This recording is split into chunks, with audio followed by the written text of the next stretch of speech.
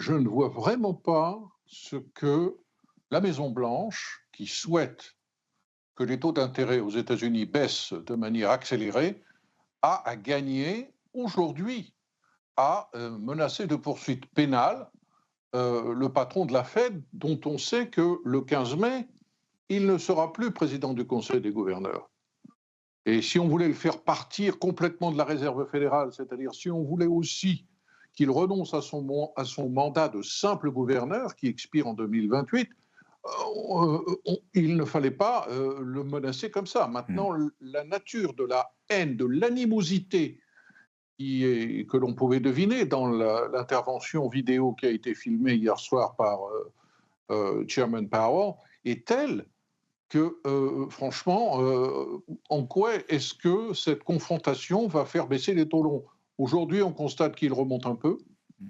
On constate que la réaction du marché n'est pas violente, si ce n'est sur l'or, mais sur les marchés d'actions et même sur le marché obligataire, elle n'est pas trop violente. En revanche, je peux vous dire qu'à Washington, c'est la stupeur.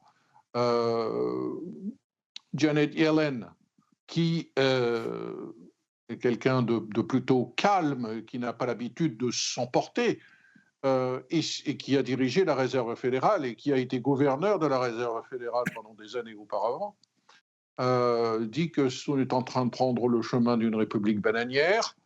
Elle fait partie des anciens patrons de la Fed, aux côtés d'Alan Greenspan, Ben Bernanke, euh, qui font état de leur alarme devant la situation et qui, je lis leur communiqué, c'est ainsi que la politique monétaire est faite dans les pays émergents dont les institutions sont faibles. Les conséquences sont alors hautement négatives pour l'inflation et le fonctionnement de leurs économies.